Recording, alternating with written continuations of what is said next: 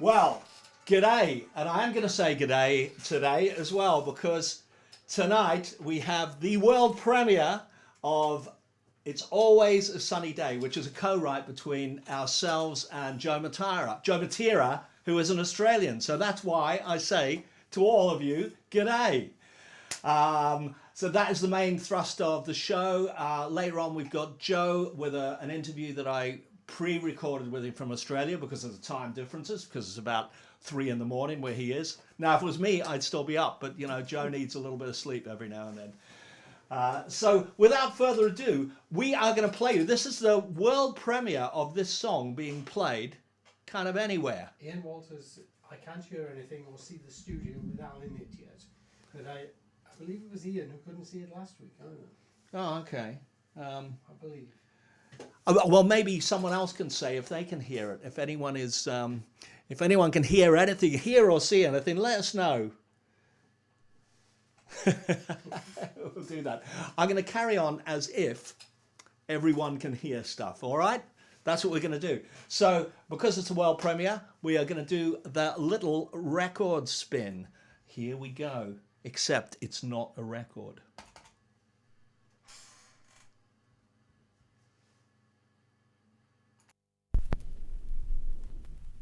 Look at us both, we were just like brothers in that old photograph.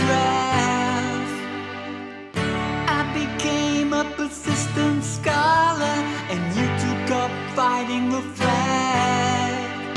From anti-establishment ethos to a nowhere man without a home, while I flew up to heaven and made my living as the emperor of Rome. And it's always a sunny day when you're living life above the clouds. How come it's raining on me? Choose how to spend your day. Turn a smile when there's nowhere to sleep and there's nothing to lose. Always a sunny day when you're living high above the clouds. It won't stop raining on me. Take that rain and turn it into a rain. Nowhere to go, nothing to show, no colors to build a rainbow. Along the way, our window shadows. The streets are restless tonight. Down here, I'm just chasing the shadows, trying not to lose the fight. The playground of the angels is a wonderland we all should see. Say it's not true that we're all locked into our destiny, stuck with what will be, will be. And it's always a sunny day when you're living life above the clouds. How come it's raining on me? Choose how to spend your day.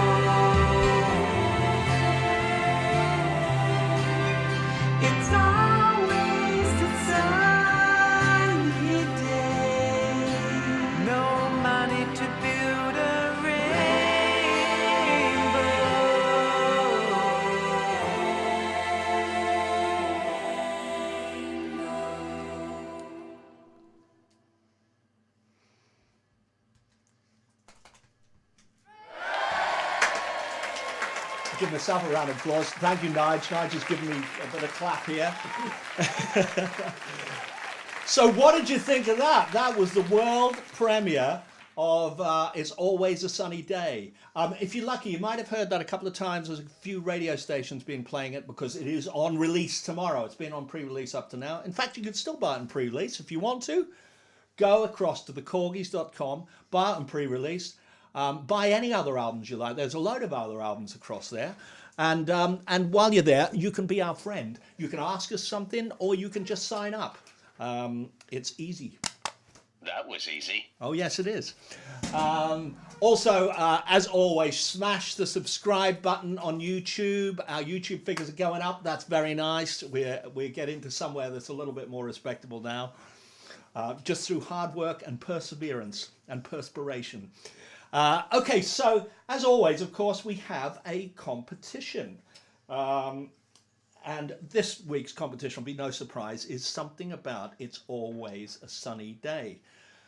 So this is not something that's kind of very easy to track down. You might just know it, or you might not know it, or you might have to hunt about. If there is a lot of trouble finding the answer to this question, I'm going to give you a little cryptic clue halfway through, but we're not going to do that now. For the moment, I think all we're going to do is we are going to put the question up on the screen, and we're going to tell them. We're going to say, Joe Matera, who was, of course, our co-writer on this, which town in Australia do Joe Matera and Al Steele have in common? Which town in Australia do Joe Matera and Al Steele have in common? So there, you might need to scour the internet, you might need to scour old things, you know, but I'm not going to say any more than that. I'm going to let you hunt around for that particular one. There we are. So that is the competition question for the moment. Best of luck. First correct answer wins. So there we are. Scribble around, scrabble around, see what you can find. So the story of this particular song starts, I mean, Joe will tell you a little bit more about this in our interview with him later on. But it started with like an interview between him and James. And that's how we got to know each other. And then at some point he said, hey, how do you fancy doing a co-write, you guys? And he sent us across a little demo that was very nice and sounded really summery. So it just had a jangle about it that was really nice. And so I happened to be just about to go to Greece at this particular time on holiday. And we went to two different locations in Greece. And the reason that's relevant is because, okay, one, we're on the plane on the way across. And Lorna, my daughter, says to me, hey, it's turned out sunny again, just as the plane, of course, broke through the clouds. In which case I replied, it's always a sunny day when you're above the clouds. And then I think I actually said, do you know what? That's quite a good song title, that is. Maybe we should do something with that at some point, you know. And thought no more about it. So while I'm on holiday, I kind of never really stopped thinking about songs too much, etc. So I just had another couple of listens to Joe's demo that he sent, and I thought, oh, that's quite nice. Now, the first location we were in was in Thessalonica, and by strange coincidence, and this will never happen, if you ever rent an Airbnb in Thessalonica, you will never find that it's got a piano in the front room. But this one did have a piano in the front room. So most of the family being adept at bashing away a little bit of piano, we all had a little go at it. And at one point, I started to work through Joe's songs. And then that lyric came back, it's always a sunny day when you're living above the clouds. And I kind of fitted with what he sent us across. I thought it's a bit of a sign, you know, that's very good. And so later on the holiday, we then moved across to Corfu, and I had all of the lyrics for the chorus at this point. I intentionally didn't go any further than that because I really wanted to involve the rest of the band in it, because it was always going to be a Korgis. It was never going to be me and Joe collaboration. There was always going to be the Korgis and Joe collaborate. So I thought, I'm not going to go any further than that, but I should try and get a demo down of this. I thought I really should try and, you know, see if I can record something. But all I had was a little Mac laptop. I didn't have any microphones. I didn't have. We moved apartment. We no longer had a piano. Strangely enough, the apartment in Corfu didn't have a piano. I was horrified. Anyway, we'll set that right. Next holiday we go to, we'll specify that they must bring a grand piano in to work on. So all I had was the laptop, and I think late at night when everyone else had gone to bed, I had to manually plonk in every note of drums, every note of the piano part, one note at a time, and then altering the lengths and all of that sort of stuff. And then I recorded these very rough vocals, and you're going to hear this in a second. Recorded these very rough vocals with just the built-in mic on the Mac, and I even multi-tracked up. I think it did about 6 layers of vocals or something like that on it.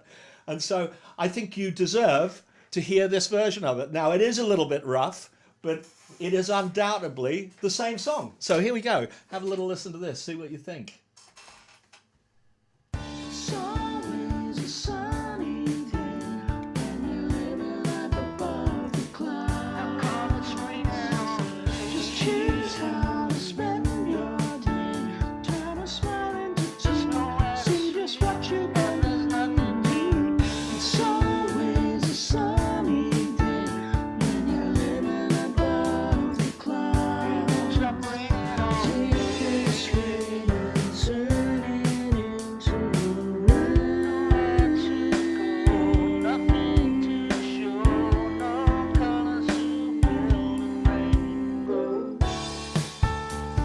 There we are.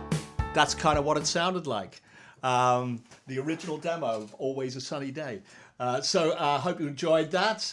It was quite a task to put it together, but I did think that we had something. I thought, yeah, I think we've got something there. I think I immediately sent it through to James. In fact, that's how I found that demo, because I looked back at the first email I could find about Always a Sunny Day. And it was when I sent it to James, and he said, yeah, that sounds good. I think we can make something special of it if we work on it when we get back, which is exactly what we did. So while I was out there, and you might get the idea that when I go on holiday, I never actually really switch off very much. While I was out there, I wrote another song. I'm in Greece. Right, we're one of the great ancient civilizations of all time. You know, we've been to Egypt, another great civilization. We've been to Italy loads of times. Great civilizations. And I'm wandering around these ancient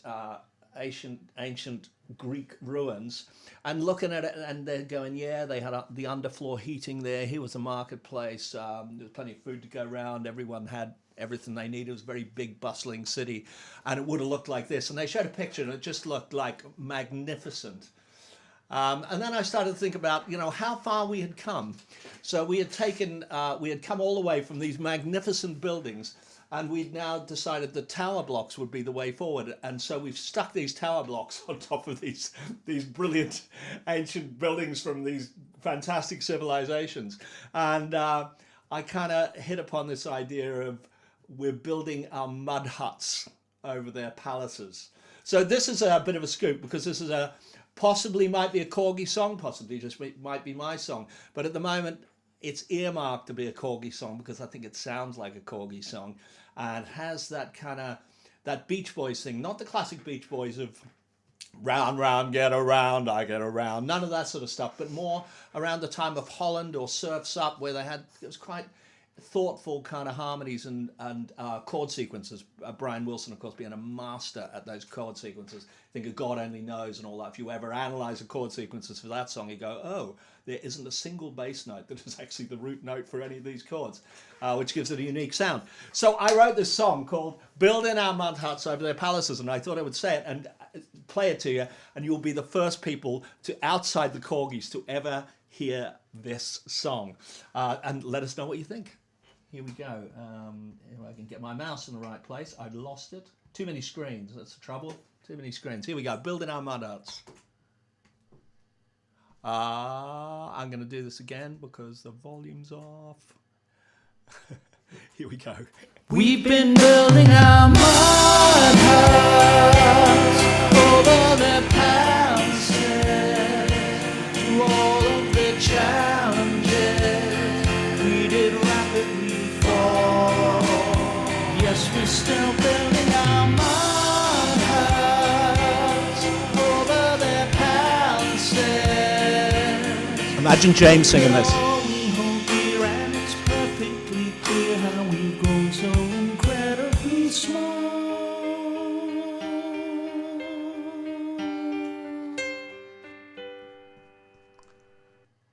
And there we are. That's building our mud huts. I think James will sound amazing singing that where it goes really quiet there. Of course, it won't stay quiet for long. We'll come crashing in with some other stuff there. So yeah, there we are. That's good. I'm just checking if there's anything else we got to do before we go on to some of our other stuff. Yeah. I think I've kind of done it all. Do you know what I think we should do? I think we should introduce you to Joe Matera. And I've got two ways that we're going to do that. One is obviously our lovely interview. And this goes on a little while because he has an awful lot to say. In fact, this is a kind of cut down version. It's cut down to about 20 minutes or something like that. But we actually talked for about an hour and a half. This was recorded about 2 nights ago. I think it was pretty late for me. Yeah, I think I finished about 1 a.m. with him or something like that. But first of all, we're going to play you, here's a couple of snippets of Joe's own songs, because he's a proper rock artist in his own right, and we're going to play you these. I've got a little video here, so have a little look at these.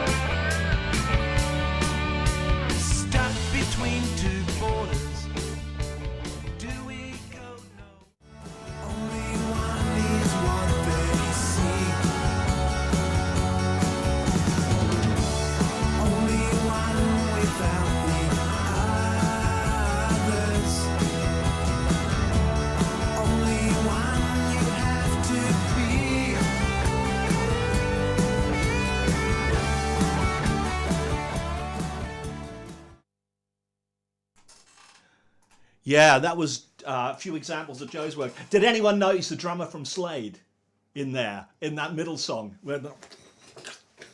He's got, I don't know what he's chewing, but maybe he's just chewing his own mouth and needs to go to the hospital afterwards. But there we are. So, ladies and gentlemen, I am going to introduce you to Joe Matera. I think I'm going to give him a round of applause because I think he deserves it. Hey, there we are. And hope you enjoy our little interview. Yeah. Sorry to cut off the applause. Joe Matera, welcome, and great to catch up with you on Zoom. Sorry you can't be in the studio, but Australia is a damn long way away. I know that. Yeah, absolutely, long way. Great to be here, Al. But the beauty of technology today is we can be in other sides of the world and still be in the same room together in a computer screen. And the beauty of technology means that we can actually write a song together and record it in different continents and put it together as if we were all in the same room. Absolutely.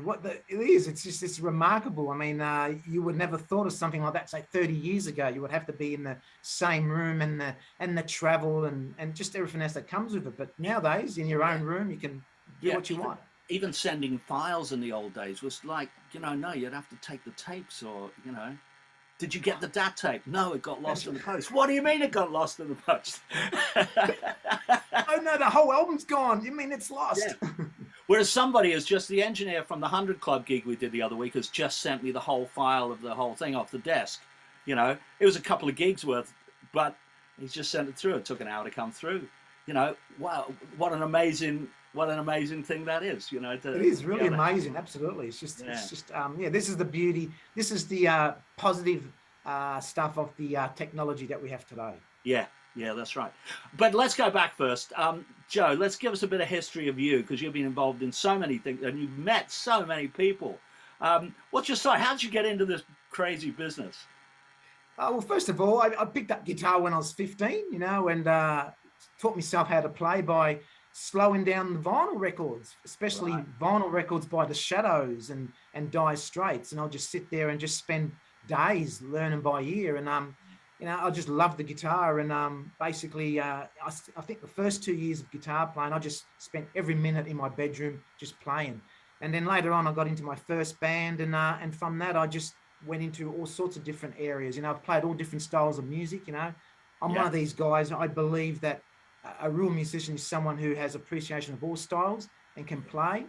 And no matter what your favorite style is in regards to what you do for your career, it's going to influence it in some way. So for me, it's always been about melody and the song. And even though I'm a guitar player, I mean, I know there's a lot of guitar players out there who'll probably say, but how can you not like Steve Vai?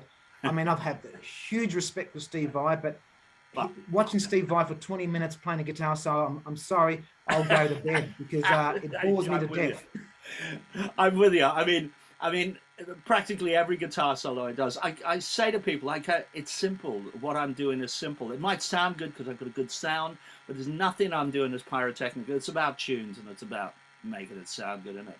And what you were saying there about all different styles of music and appreciating different styles of music, I think that helps in the diversity of what you're doing. If you're playing, you might be playing a rock song, but you've learned something from a different genre, and you can put that in there. And you know, that's what makes music change and be different. That's what makes it grow, is that cross-fertilization, isn't it? You know? Absolutely. Like, I've listened to you know, Miles Davis and even like Synth Park, for example. I would sit down and just learn little parts of how they would play on the guitar, you know, because it just helps you to also arrange songs, you know, and hear the bigger picture. Because, you know, if you're just a guitar player that's centered on just guitar notes, you're not going to hear anything else. You're going to hear how the drums or the bass, it's all about yourself. And it doesn't work that way. You know, you're a collective in a band. You got to listen to everybody's voice, and how you put it together that makes the song what it is. Yeah. I often say that, you know, you touched on it, that we're serving the song. You know, the song is there, and the parts that you play are there to make that song sound better. They're not there for people to go, wow, listen to that guitar part. I forgot what the song was, but listen to the guitar part. It's got to work within the song, hasn't it? That's right. Yeah, you know, you can't just say, okay, time for guitar solo, and just go up and play something that makes no sense. You know, I mean, in everything I do, in every song I've put together and recorded, it's always listening to the melody and what can I do to make, you know, take the melody somewhere else. Yeah, that it is just so important. I think that. Just keep that in mind. But in the old days when we were young, you were in bands, and the drummer would go, "Yeah, but I'm working on my drum solo, man." And it's like a little way down the road, you realise that the drum solo is the most irrelevant thing from a drummer. You want a drummer to keep time and maintain a groove, and his fills are almost superfluous as well. Yeah, they make the song sound louder when you go into a new section. That's important. But the most important thing, as any Steely Dan fan would tell you, was the groove. That groove has to be spot on all the time. And no matter what fill you do, you need to slot back into that groove straight away. Absolutely. I think the classic example also in the rock field is AC/DC. Now, I mean, the drums and the bass are the most important things in AC/DC. Now, people say, but the bass player just plays simple notes. He does. Yeah. But it's the groove. I mean, you try and play that groove, that's not easy. I mean, a lot of Malcolm Young's guitar parts, people think it's actually really easy, but it's the way he plays sometimes on the offbeat or just before the beat that gives it the drive. Yeah.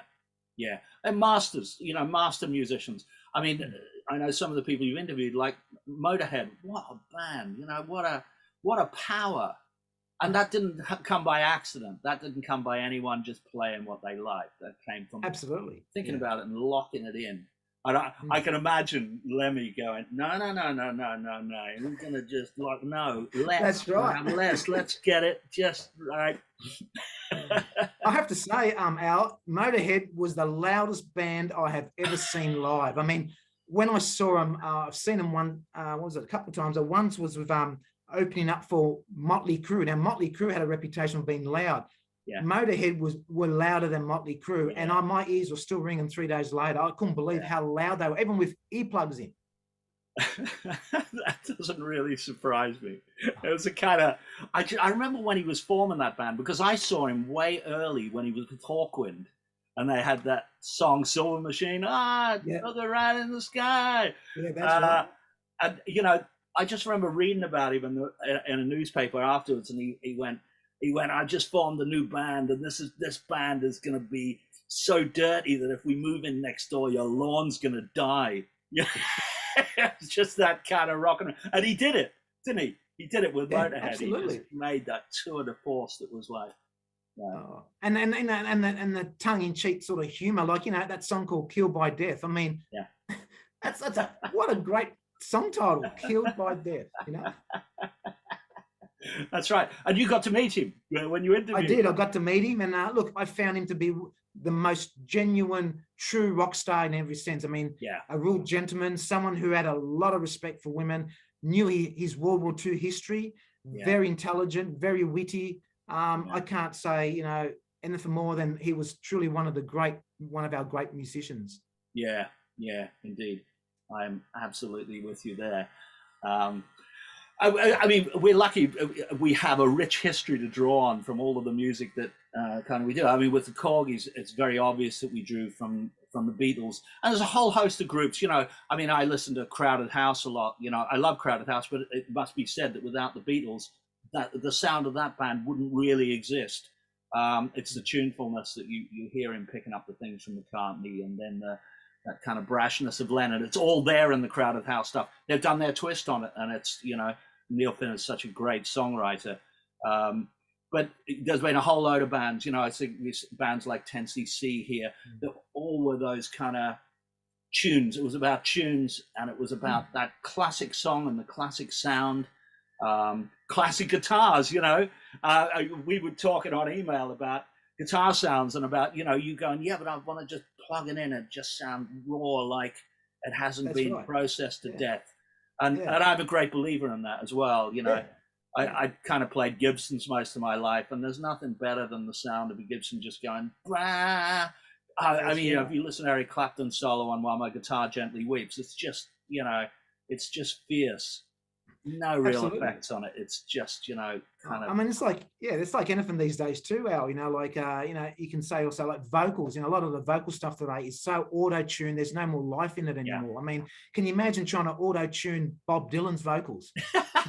No, you wouldn't want to. I know a lot of people say you should try, but actually, I'm a big Dylan fan as well. I love what he does. I saw him about 3 years ago at Hyde Park, and I saw him and Neil Young. And I thought Neil Young will be really together, and, you know, all that, and Bob Dylan will be the opposite. And I was so wrong, because Neil Young came on like looking like a scarecrow, and he couldn't finish any song. When the band had finished, he was still noodling away by his and he just killed the applause at the end of every song. Bob Dylan, the band were as tight as that. The minute he'd finished the song, they were starting up the groove for the next song, and then as soon as he was ready, they'd just go bush and into it.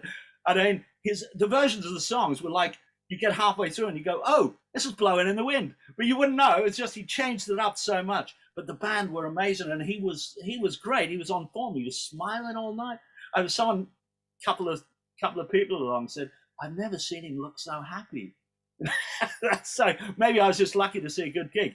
But, you know, I want to discount all the people who go, oh, Dylan's, you know, he may be past his prime. He may be past the time of writing those big, you know, protest songs and all of that, but he's still a great artist, and he just showed how pro he was live. I mean, he looked great. He had this big hat on, you know, just looked every inch of a rock star, you know. And sometimes I look at other people and go, you should look at Bob Dylan. Look at the way he dresses, because that's something to go for. Yeah, absolutely. And no auto-tune in sight. Oh yeah, absolutely.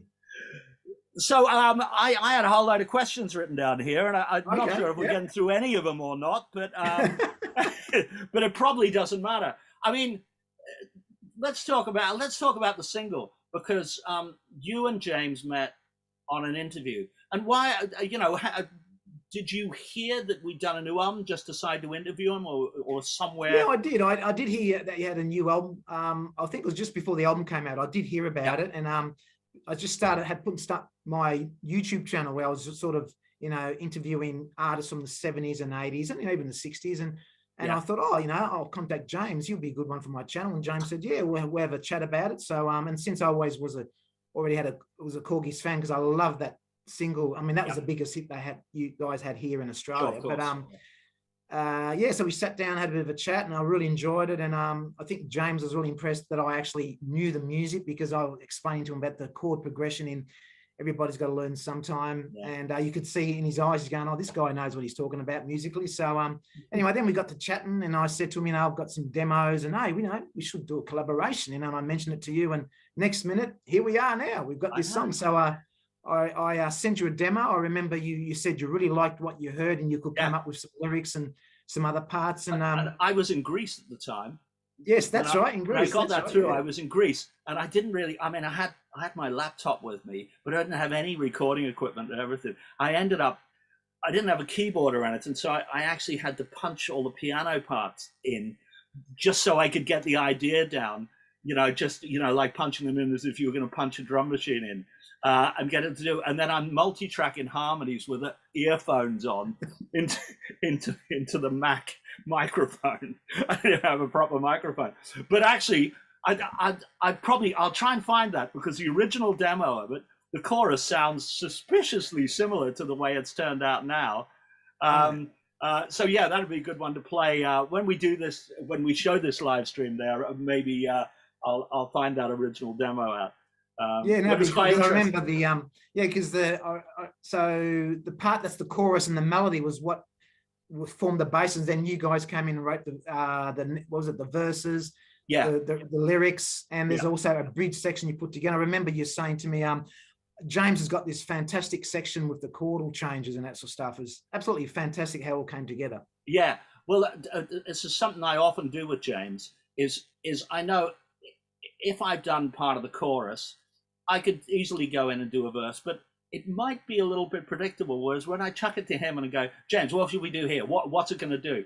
And we think so alike that I'll go, shall I play the end of the chorus and then we'll see where it goes? And he go, yeah, that's it, because I kind of figured that's the way he would want to work with it. So we play the chorus, and then he just goes into da da da da da da da da da. It's just almost like straight into it.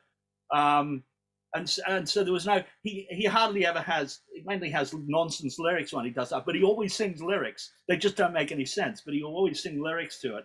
And then I think we both worked on that kind of middle eight section together. We just kind of talked about it, and I was going, I just think it should have these kind of Beach Boys chords with the altered bass notes on them.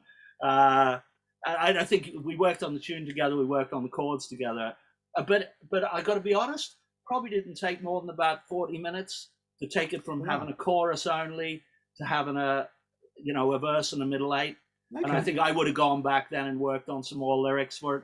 And again, you sent some lyrics across, and I took a couple of lines and went, oh, that's really good. I like that Nowhere Man Without a Home. And, some of those things that got in there.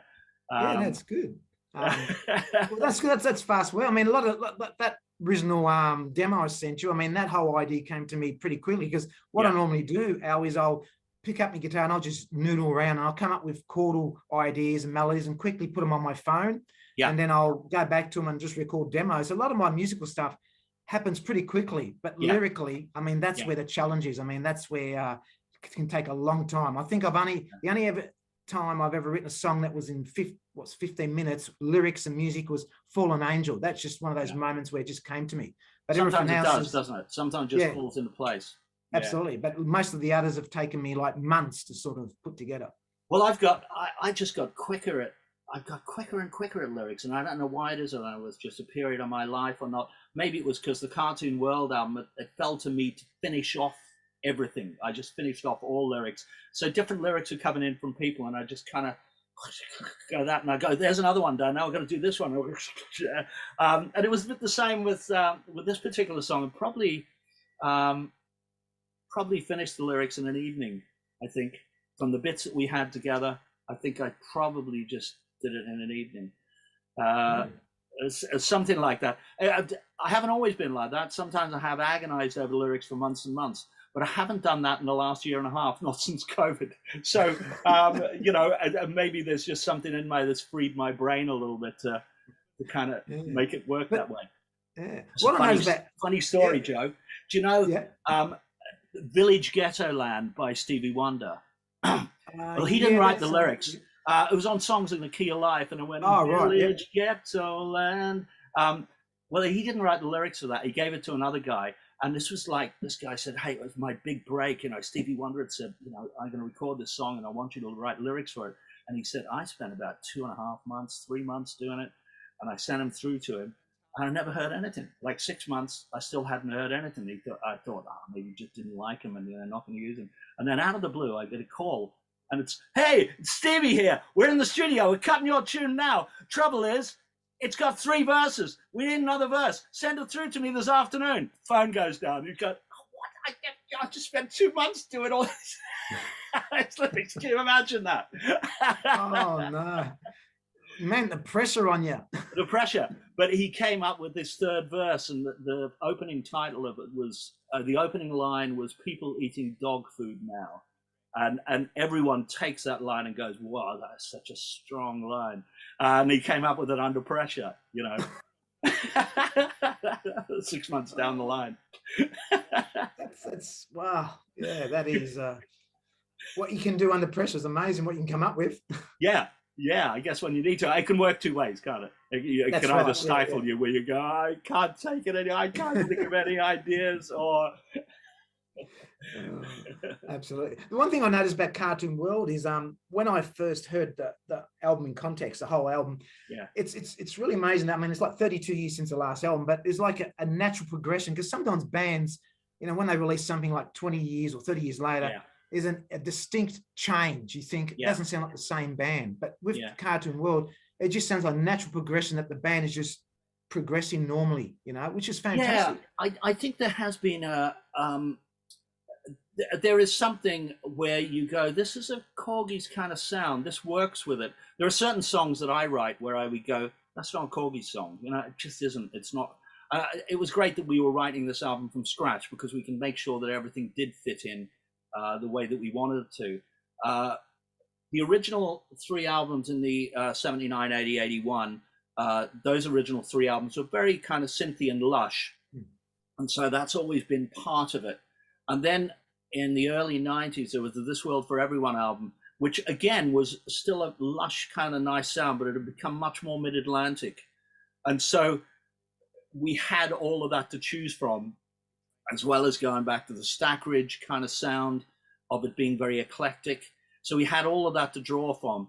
But I know James has said to me before, look, there's some tracks on This World's for Everyone that weren't Corgi songs for me. They're just, and you listen to them and you go, yeah, it's a great song, but it's not a Corgi song.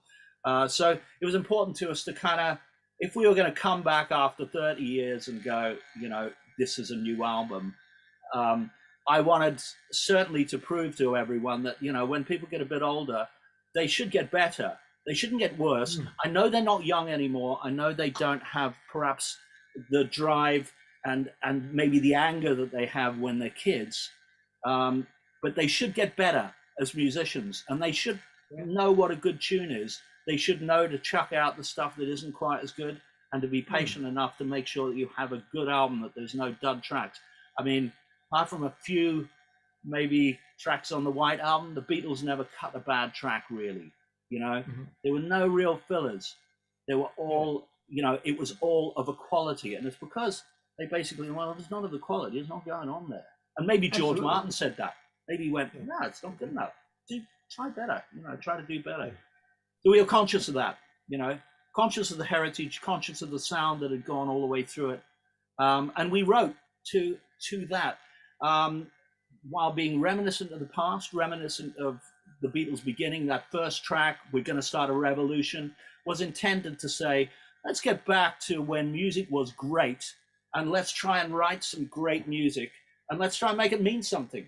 All of those things that music's supposed to mean, yet we hear so much music that is just candy floss. It doesn't mean anything. It's a tune. There's 10 people have written it.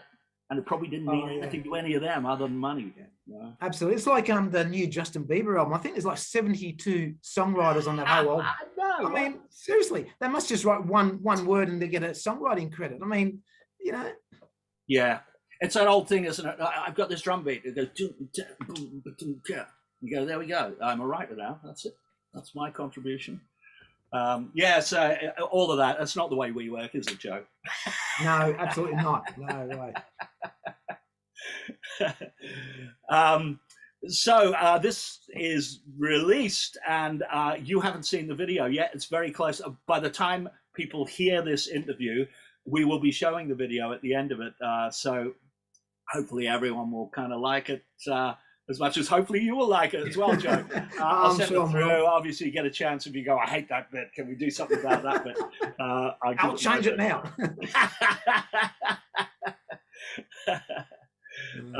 But yeah, I think the song is really good. It's been great fun working with you on this. Oh, thank you. Likewise too. It's been really fun. I've really enjoyed the whole process. Really, it's fantastic. Yeah.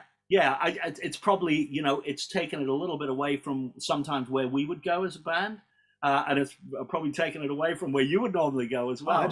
Even though you originated that idea, that groove and that funny kind of fourth thing moving through there, which is what really inspired that chorus, I think. Yeah. Oh, cool. That's good. I'm glad. But yeah, it's definitely worked for both of us in what we bring to each other, and it's amazing when you sort of click and each person's got their own sort of influences and you bring it together. When something works, it works really well. Yeah. It enhances the whole lot. Yeah, that's right. I mean, that's why I was anxious that I think you said, oh, what do you want me to do here? And I was kind of going, do what you want, do what you think, because I like collaborations that are like, here, I've done this bit. What do you think of that? Try and just include everything in it, because it's only going to enrich the sound and enrich the product, in the end. So I think, all the multiple voices on it and your voice, I wanted to try and make your voice distinct from the others. And you can tell now, every time you come in, it's like, that's Joe, that is. Yeah, that's right. Yeah. No, that's good. You can tell. And likewise the energy too, from each vocal part too. So, and fits in with the lyrics, the lyrics just fits in what I'm singing about and what you guys are singing about. Yeah, that's right. It's Why does it always rain on me? That's a great song as well, isn't it? Yeah, that's right. They reckoned that every time they played that song, it rained. Oh, really? No, I'm sure it's a myth, but I think they played it on the Jules Holland show across here, and it's like they played it, and Jules Holland went, I've heard that every time you play this song, it's rained, so we're going to go out and check now. And they took the cameras outside, and sure enough, it was raining. I don't know whether they faked that or not, but I think not. Well, maybe it might be a good myth. That might be a good selling point for that song. Who knows? Yeah, that's right. So, Joe, you've got a book as well. We don't want to kind of leave without actually saying there is a book on sale. And so, what's the book about, Joe?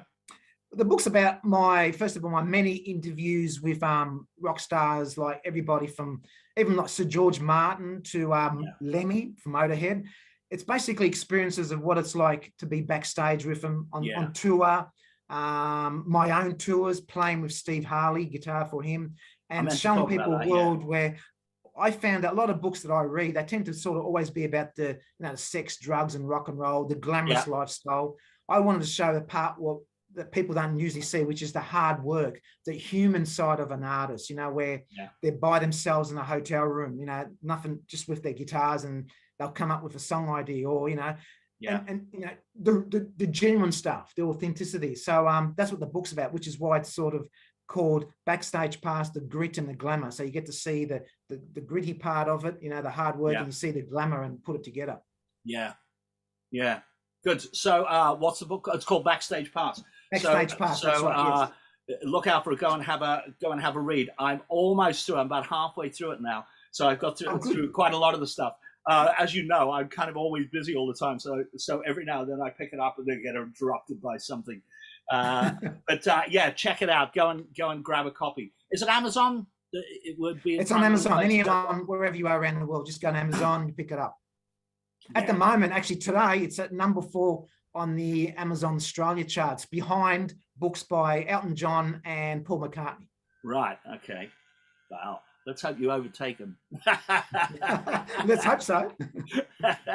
Let's do it. I think our single is just entering some charts. I'll say it hasn't been released yet.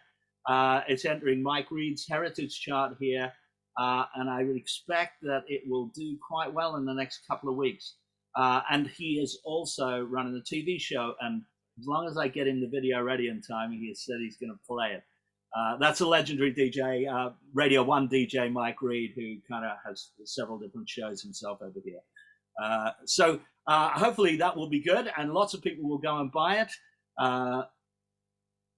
I think, that's about it. What's next for you, Joe? Next to me is I've got a gig coming up, haven't you? I've got a solo single coming out with a duet I've done with a German musician. Oh yeah, that's coming. Yeah, coming out late April. It's basically a re-recorded version of my track called Louder Than Words, but done in such a different style with piano, orchestra, and acoustic guitar, and the 2 male voices. And just something different I wanted to try. I think I got inspired by working with you guys. I love hearing all these harmonies. I thought, you know what, I want to revisit one of my tracks. So so that's coming out late April, and just keep them busy, and hopefully we continue working on some other stuff together too. Yeah, that'd be great. Have you got some gigs coming up, or a gig coming up? Yes, I've got a gig with Russell Morris, one of Australia's legendary artists. So is that the guy who had the real thing? Was that? That's right. Yeah, number 1 hit back in late '60s, and I remember it back in there. It was groundbreaking because it was like it had the phasing on it, didn't it? That's right. Yeah, absolutely. So I actually saw him last week. We went to a show, and he played that, and it was fantastic. So I'm supporting him in was it March the 18th, and right. So it should be great. And that's my first show after 14 months with all this COVID stuff happening. Yeah. Well, let's hope it's a good one, and then let's hope it's followed by loads and loads more. We're a little bit ahead of you, I think, across here, and the fact that pretty much all gigs have opened up. Festivals are all kind of happening again. So again, we just hope that stays as well. That's right. Yeah. You gotta love live music. There's nothing more than being on stage, playing your music to a live audience and connecting with other humans, really. Yeah, that's right. That's right. Well, listen, Joe, I'm gonna love you and leave you now because we've got lots of other things to fit in with this show. But great to speak to you. Best of luck with all of your upcoming things, and we'll wish each other best of luck for the single that's released. Absolutely. Let's get everybody to vote and support it, and hopefully let's have a number 1 single. Yeah, let's do that. Thank you, Joe. Thank you so much. There we are. That was Joe Matera, live from Australia. And the reason, I should actually point out, the reason I was drinking wine and he wasn't was because it was after midnight my time, and he was at breakfast, and I meant to mention it to him and say, oh, excuse me, drinking wine while you're probably just finished your cornflakes. But there we are. Time difference is the glory of the time difference between Australia and the UK. So always interesting to talk to Joe. It's the first time him and I have spoken face to face, but that was kind of that was good fun to actually catch up. And as I said, we probably had at least the same amount of time where we chatted about all kinds of things under the sun, as musicians tend to do, as our wives will confirm. I remember a friend of mine, I was staying at his place, and his missus came in and she went, well, listen, if all you're going to do is talk about drummers in Toto, then I'm going to bed. There we are. So there we are. That was Joe. Of course, the single, Always a Sunny Day, is coming out tomorrow. It's coming out tomorrow, so please go and grab yourself a copy from the Korgis.com. It's there on download from there. It will be on streaming sites, but not for a few days yet. But we hope that at some point it will enter the charts everywhere in the world, be a massive hit, and some people would say then we can retire and you'll never hear from us again. But of course, that would only mean that we're just going to make more music and we're just going to apply more things on you. We're never going to stop.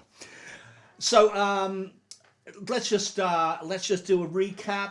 If you've recently joined, smash the subscribe button on YouTube or head across to thekorgis.com, buy the single, buy the album, buy every other album you've got there, and hopefully we'll make this into a success. As we said in that interview, it is in Mike Reed's Heritage Chart. If you just put into Google the Heritage Chart, you can vote for it. At the moment, it's sitting at number 41.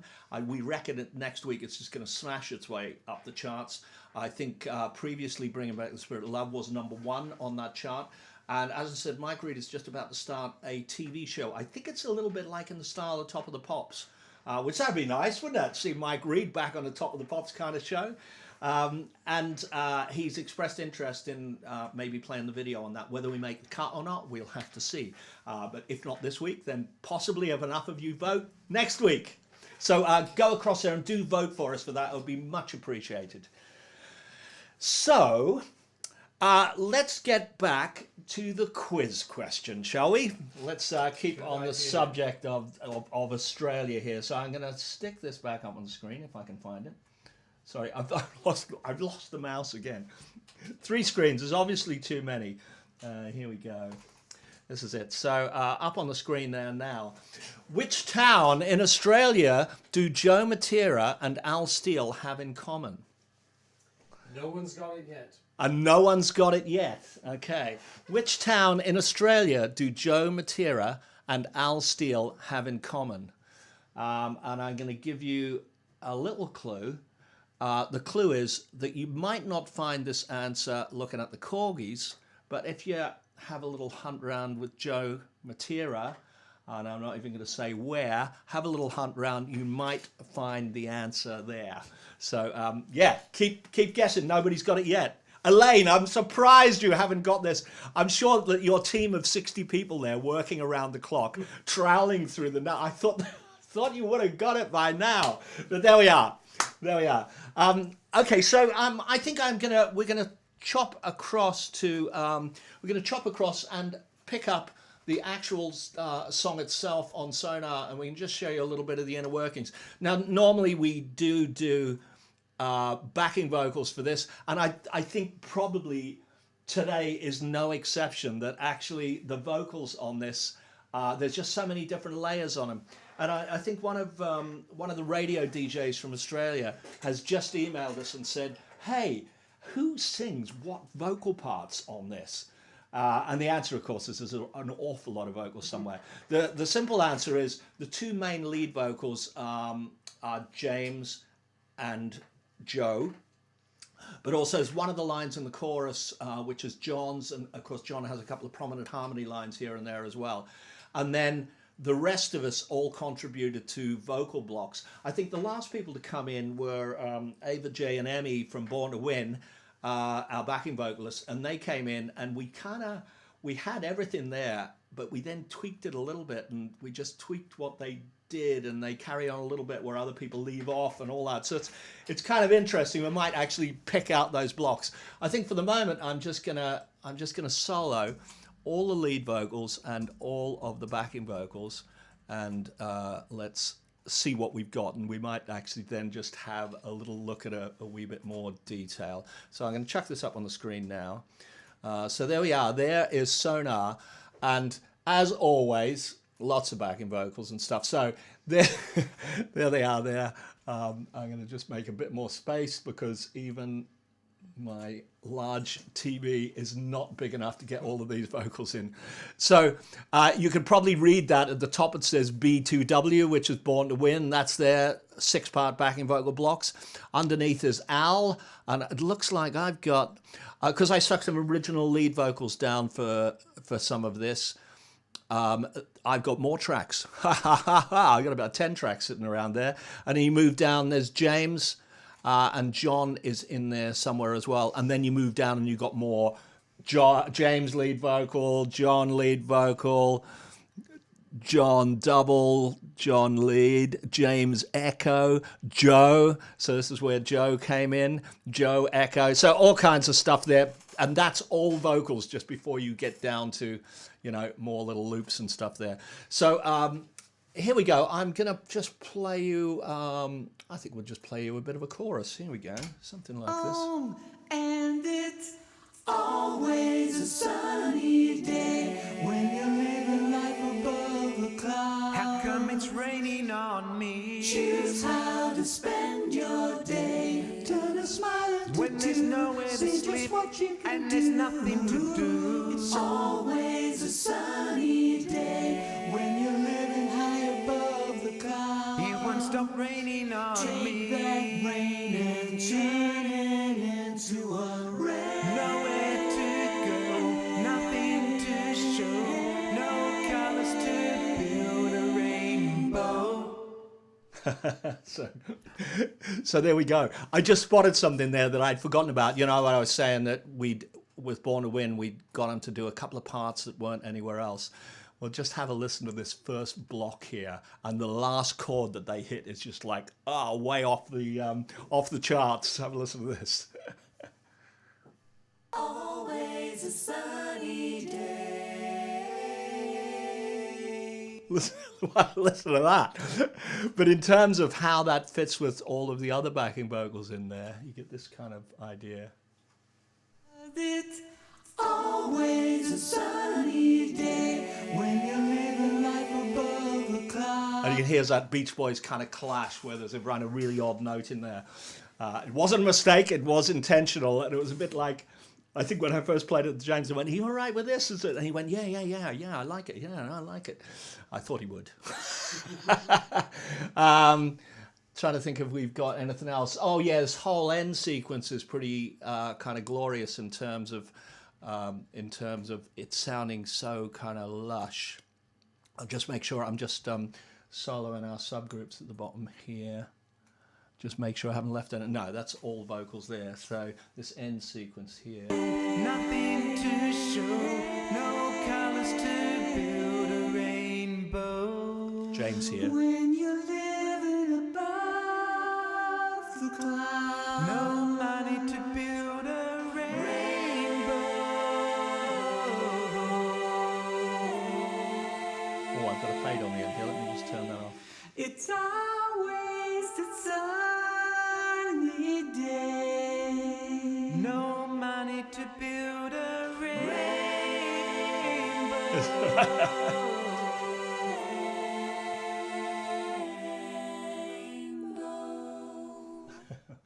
And right at the end there, the song kind of fades. I'll pull it off there now. The song kind of fades out, but we kind of hit upon the idea of it not properly fading out, of it just kind of coming down in volume, and just as you think it's about to go, they all go rainbow. So it actually finishes. So that was a little twist in the tail right at the end there. So I hope you enjoyed that. I mean, there is lots and lots of instruments here, but it isn't one of our main kind of instrumental kind of songs, even though, again, it has lots of elements. I'm just checking through if there's anything really exciting here. Of course, this has got real strings on it, hasn't it? And the string parts are really nice as well. They're kind of very lush. If you listen to this end section here, sorry, that's not quite how to do it. I'll put it back on screen, and you can see all the mistakes that I'm making here. Here we go. Here's the strings at the end. Any day. Oh, maybe not. I'll tell you what. 2 seconds. Too many solos on. Here we go.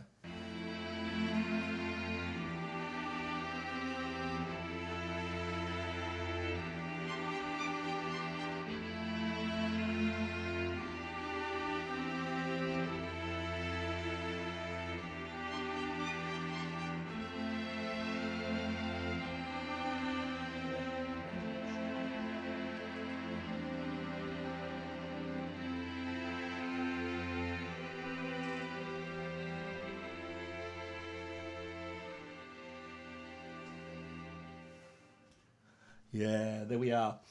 We love our reel strings.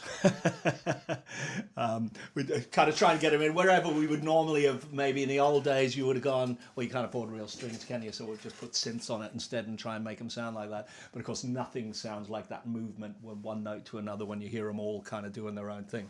So very, very, very lovely that is.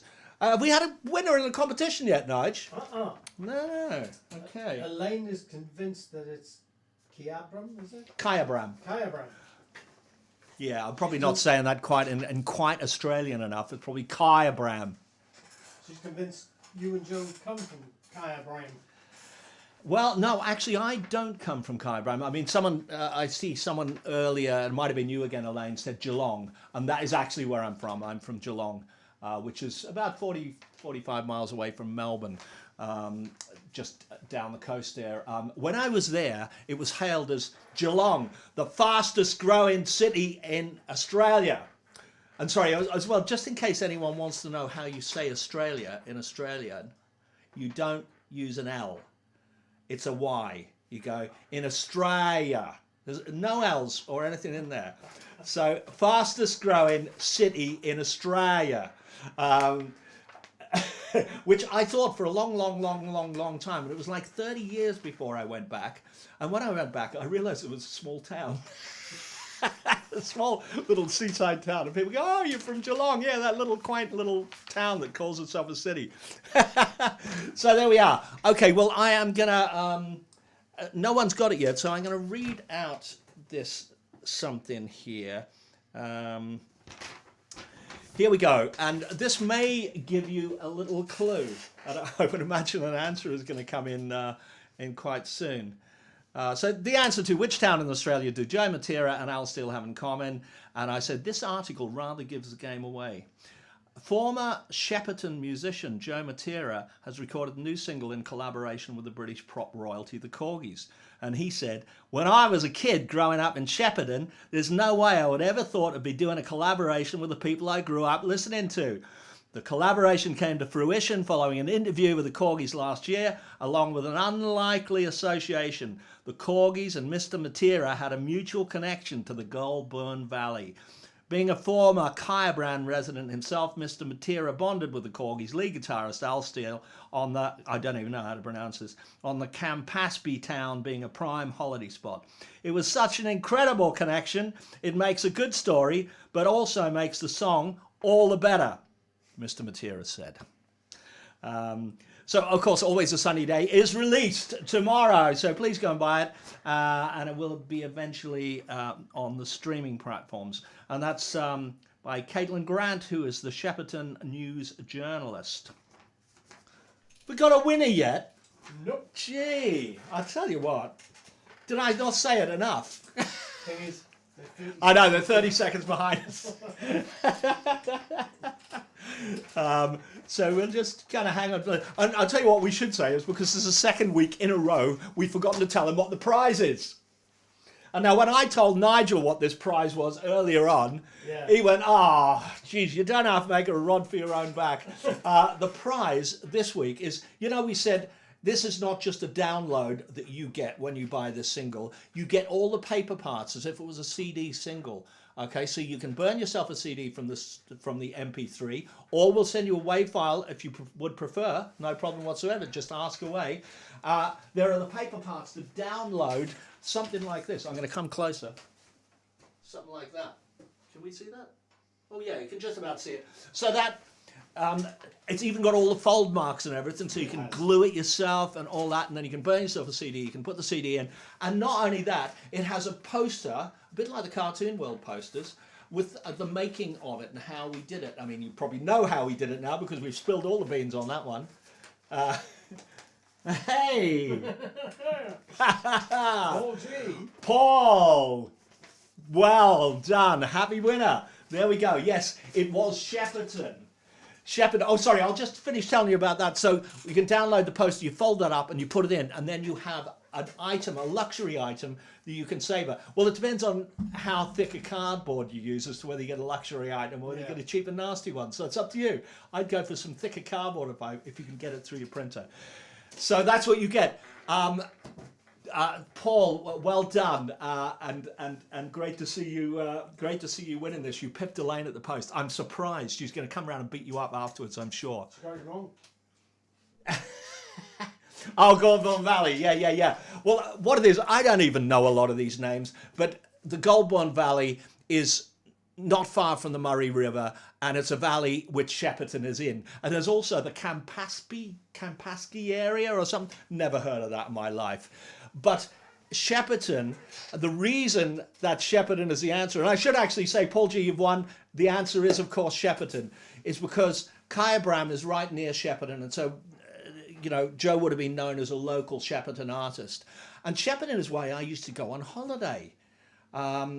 So my Aunt Rita and my Uncle John lived there, and their kids, and we used to kind of hang out with them quite a bit. And funny enough, Heather and Jean, the two sisters, Jean sadly passed away a little bit ago, but I caught up with them in Melbourne when my daughter was across there for a year in uni. And we all had a huge get together, and we drank so much wine, and it was really expensive wine as well. They were bringing out these Penfolds thing, and they're going, "Yeah, I got it at a bargain. It's only $45 a bottle." This Penfold stuff, yeah, no, it's kind of really top of the range, Shiraz. I brought across my Yellowtail Shiraz, and they went, we're not going to drink that. It's like vinegar. It takes the back of your throat off. So they brought this Penfold stuff, and we had a great get together with them. And Heather is still around, and we bumped into her and her daughter down in Melbourne. That's where we had a big get together. So they were from Shepperton, and that's why. That is what we have in common. I used to go there on holiday often as a kid. So there we are. The cat is out of the bag. Paul, you are the lucky winner, and well done. Well done. Do we know Paul? Is he going to have to send us an address? No, we got an address for Paul. Okay. Yeah. We have an address for Paul. In fact, Paul's been here. He came across here. He modelled the T-shirt, didn't he? Oh, that's Paul G, is it? Yeah. All right. Okay. Hiya, Paul. And thanks to your wife for fixing my glasses and wearing them now. They're great. Thank you. Thank you, Nicola. Yeah. Okay. So there we are. Were there any other questions tonight? No. Okay. No. Good.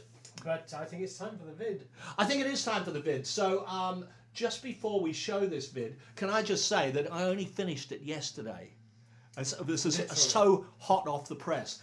And when you see it, you'll probably realize why it's complicated. Because this song is a story of two halves. It's essentially those who are living above the clouds where everything is easy, and those below the clouds where it's always raining on them, things are not so easy. And to maybe spare a thought for some of those people who are maybe less fortunate than ourselves. So that is the message of the song. So in order to make the video interesting, I thought it should be in two halves. We should split it, some of us above the clouds, some of us down below the clouds. Joe ended up down below the clouds, and lucky us, the Korgis ended up above the clouds. And we were so happy. You will see us doing a little dance in the choruses. And how this happened is we were not all in the studio together dancing at the same time. I was the chief choreographer, so I had to remember to make sure to tell them which way to go first. You'll see it in there. But we were pretty together. But it's quite funny because it is like everyone's kind of doing their own thing, but we're kind of together as well. So that's quite funny. Something to look out for. Paul Smith, our drummer, is the Teletubby's son. If you look close, you'll go, that is Paul! It is Paul. It really is Paul. He is the Teletubby's son. So if you want to know what he's doing now, that's what he's doing for a living now. He is now the Teletubby's son, or at least in our videos he is.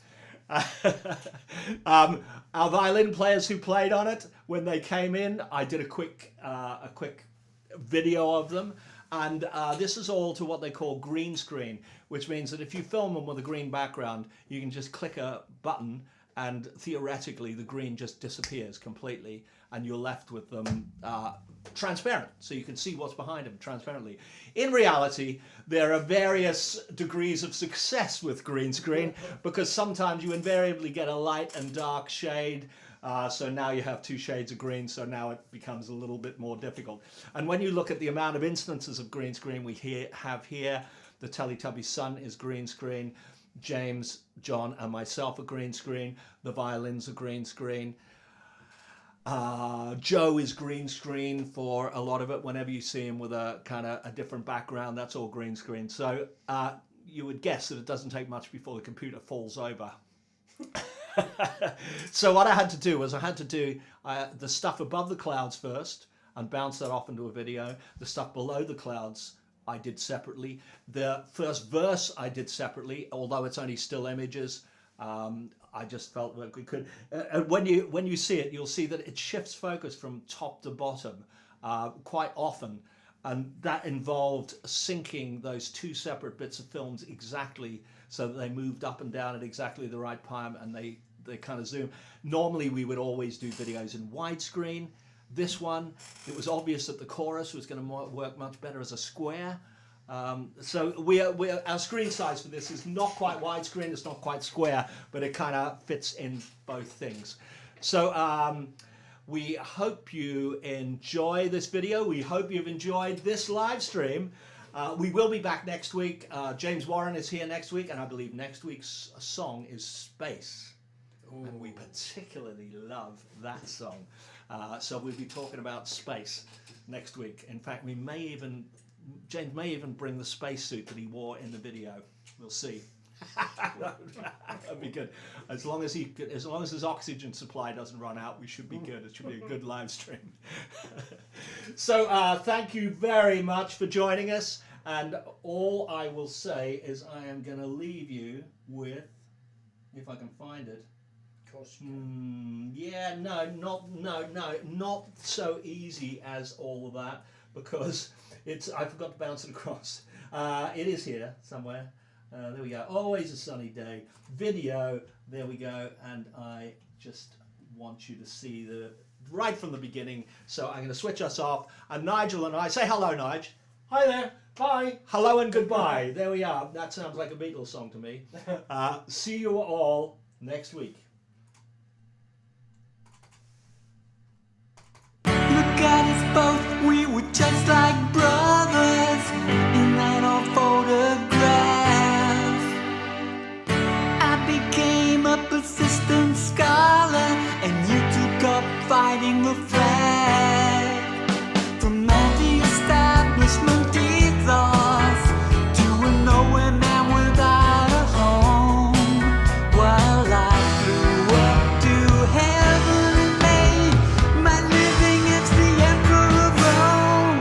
And it's always a sunny day when you're living life above the clouds. How come it's raining on me? Choose how to spend your day. Turn and smile at When there's nowhere to see just sleep what you and can there's do. nothing to lose. Always a sunny day when you're living high above the clouds. It won't stop raining on Take that me. rain and turn it into a rain. Nowhere to go, nothing to show, no colors to build a rainbow. Along the way, our window shadows. The streets are restless tonight. Down here, I'm just chasing the shadows, trying not to lose the fight.